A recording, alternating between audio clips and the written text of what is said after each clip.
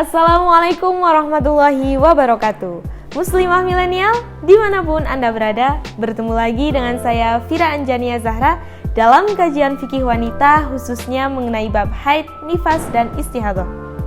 Kalau kemarin kita telah mempelajari definisi simpel antara haid, nifas, dan istihadah serta beberapa ketentuan darah haid, untuk kali ini kita akan lebih fokus membahas mengenai waktu haid. Berikut penjelasan singkatnya, perhatikan secara seksama ya.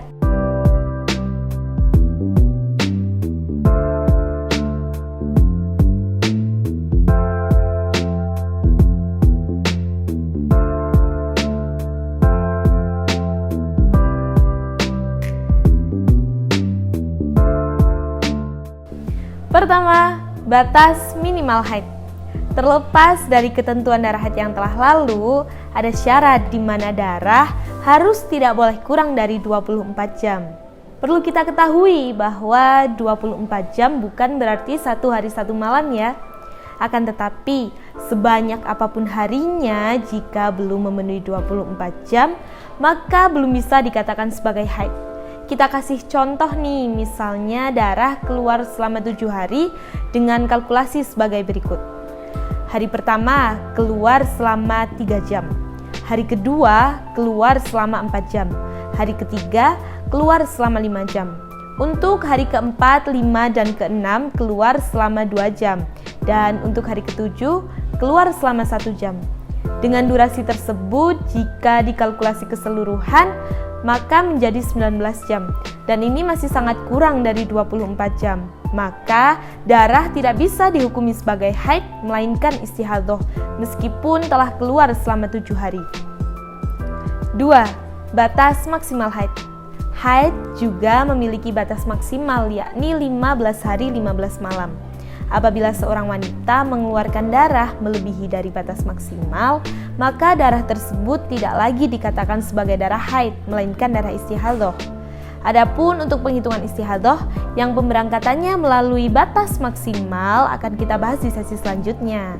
Dalam pembahasan kali ini ada satu hal penting yang harus diperhatikan, yakni mengenai masa haid yang terputus-putus atau dalam istilah fikih disebut sebagai naqo.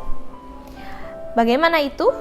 Ya, maksudnya ialah ada masa di mana darah berhenti namun dalam waktu dekat keluar lagi. Terdapat klasifikasi mengenai hal tersebut. Apabila hal tersebut terjadi masih dalam batas maksimal haid yakni 15 hari 15 malam, maka hari di mana darah berhenti tetap dihukumi sebagai haid.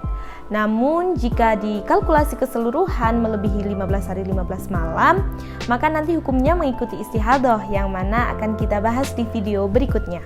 Contoh naqo yang bisa dikatakan haid adalah ketika darah keluar selama 7 hari, kemudian berhenti selama 3 hari, selanjutnya darah keluar lagi selama 3 hari.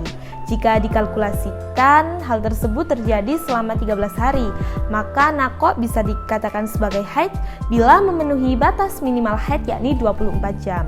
Dan waktu 3 hari selama darah berhenti tetap dikatakan sebagai haid.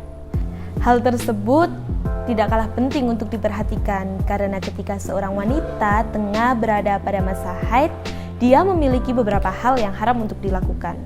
Kami sebut saja misalnya puasa. Nah, jika hal tersebut terjadi pada bulan Ramadan, otomatis dia tetap memiliki qada puasa selama 13 hari, meskipun dia telah melaksanakan puasa di 3 hari tadi.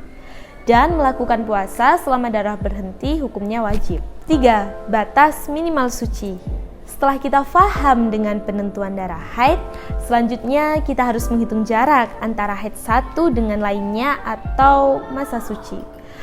Batas minimal masa suci sendiri adalah 15 hari 15 malam. Untuk itu, bila masa suci belum memenuhi batas minimal, maka akan ada penghitungan istihadah untuk memenuhi batas minimal tersebut. Contoh, setelah haid berhenti, 13 hari kemudian mengeluarkan darah, maka 2 hari dihukumi sebagai istihadah dan pada hari ketiga baru dikatakan sebagai haid. Adapun untuk penentuan batas maksimal masa suci itu tidak ada. Demikian uraian singkat mengenai batas minimal haid, batas maksimal haid, dan batas minimal masa suci. Semoga video kali ini bermanfaat untuk kita semua. Jangan lupa like, subscribe, and share. Wassalamualaikum warahmatullahi wabarakatuh.